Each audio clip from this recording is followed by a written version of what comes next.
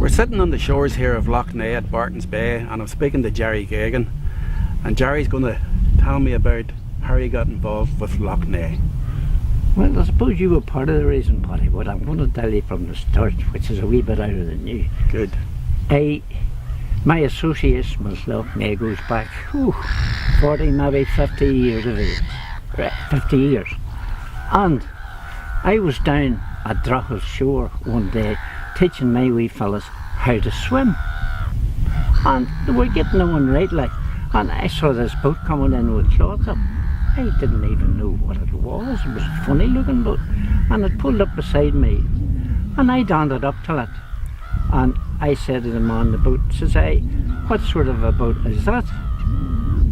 Says he, it's called a catamaran. It has 2 hulls. Well, says I have seen sailboats out at sea and one thing and that. I never saw one of them before. Oh, he says there's different types of sailboats. But anyway, says he, would you like to come out for a wee run? And he took me and the young fellas and we went out. We didn't go very far and come back in again. But I was sold on it. I really was. Drifting along there, no engine, no nothing. Able to go up against the wind. I couldn't get that into my head. We got in. And I says, I think I'm sold on sail. Says he to me, would you like to go for a day's sail? Says I love that. And we arranged a date, and he told me his name, and his name was Sean Lavery. Sean Lavery. One bright fella. Smart lad, John, yeah. He had got an old boat, and he had plastered the sides of it, and he had taken a mould of it, and he ended up with a glass fibre boat, and he made a deck for it, and the non-slip part of the deck, which I found very funny, and it's very good, it's there to this day, was embossed wallpaper that he used for the mould to give him a non-slip. That was good. Wasn't it? Great job. Oh, I tell you, he was a genius. But anyway, we all got together, me and Brian Doherty and Tom Magner, I think it was. From Marbow. From Marbow. And we got onto the boat, and Sean took us to the battery, and we might have had a pint. And more than likely. What do you call the next one? Ballyroan. Ballyroan, and we probably had a pint. And then, I'm not sure about Toom, but we definitely went into Antrim. And with a bit of grub, and maybe another pint. I'm not 100% sure. But more than likely. But the time come for to go out, and we went to Rams Island, and it blew up at Rams Island, and I was amazed the way that boat stood up and how fast she went. Well, catamaran be very fast. She flew, and when we got into Kennigo, I says, I'll have to get a boat. And Sean Lavery says, why don't you make yourself one? Says I couldn't afford one. Says I, well, what's them boats cost nowadays? 20,000 plus. He says, not at all, make your own, he says. Says I, how would I do that? Says I have a mould you can use. Not a bad man to know.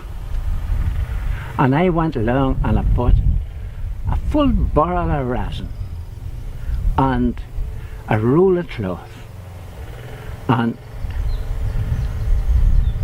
Sean Lavery let me use Cairn to start off with.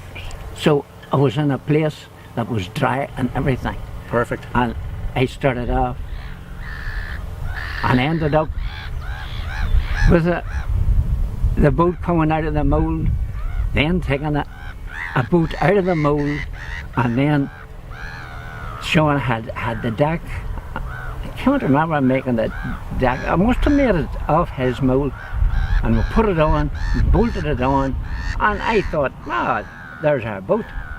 Says he to me, you'll need a keel. Keep her up. To keep her up, and says he, you'll need a lot of ropes, and you need somewhere to sleep and somewhere to cook. So that started a lot of work. And I was in school Paddy, you remember the school? But I think this was before your time. Probably was, Jerry. I got a whole lot of lead. Now don't ask me now where I got it all, but I got a whole lot of lead. Hope it wasn't from a church roof. I got a whole lot of lead, and it was holiday time, and I went out to Lismore, and I lit the furnace. It was just a pot that you set in, and I sat the keel beside me, which I had welded up, like, and I'm not a good welder, but I had welded it up, and I sat it there, and I put the lead into the pot, and it started to melt. Good man. And when it got melted, I had only a soup spoon, and I was lifting it out with a soup spoon and pouring it into the keel, and then dropping an abit in, waiting until it melted. And I was nearly all day before I Got the keel made. But there was something like 1,400 weight in it. My God. 1,400 pounds, sorry. 1,400 pounds. 1,400 pounds. That was a brave bit, like. That was a brave bit of lead. So I had to get bolts.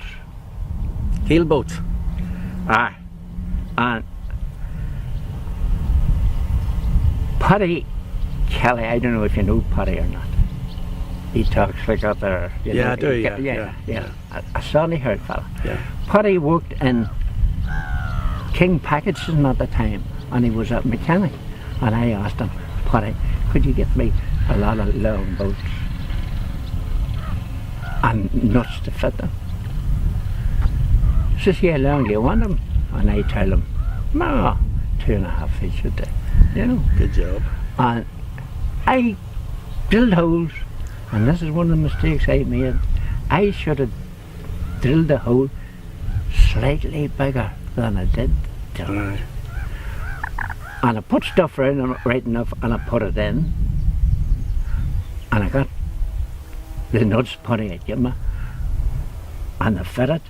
So then the problem was getting the boat onto the thing.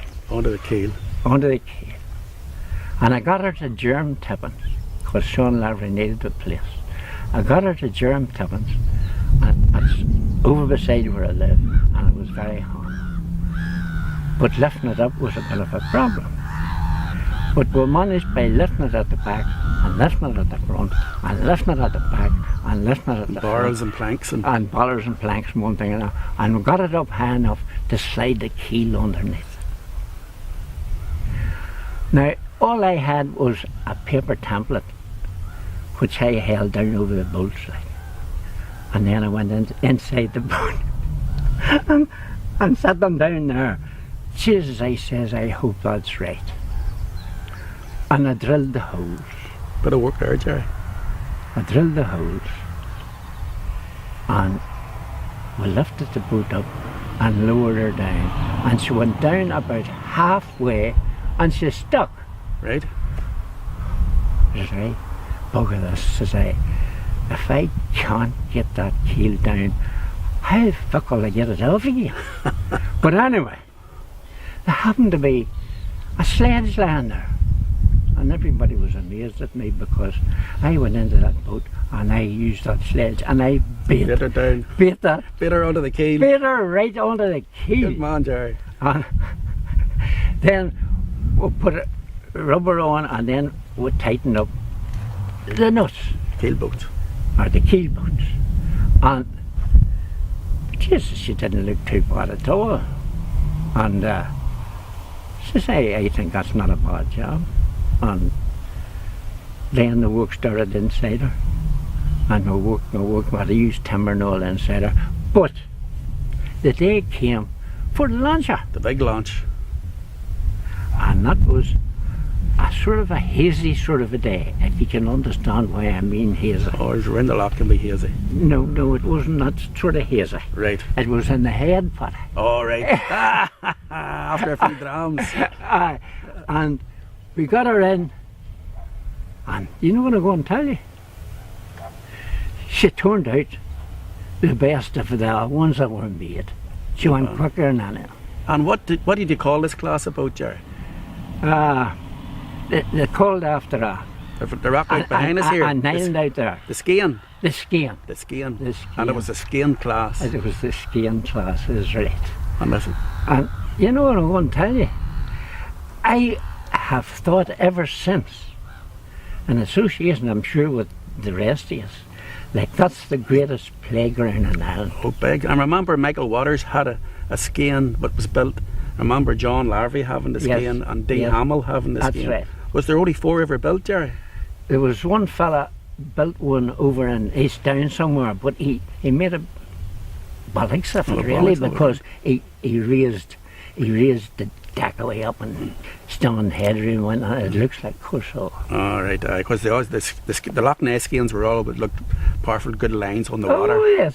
and yes. they could go. Oh aye. I remember one day us sailing down the bay in them, and the 3 of us alongside each other, and after an hour's racing, we were still alongside each There other. you are. There's a great shot of me, Dee, and what do you call him?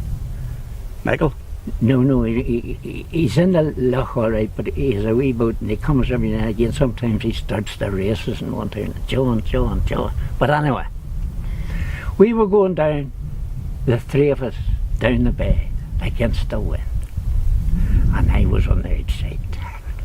And I left them boys for dead. Saoirse left them for dead. For dead.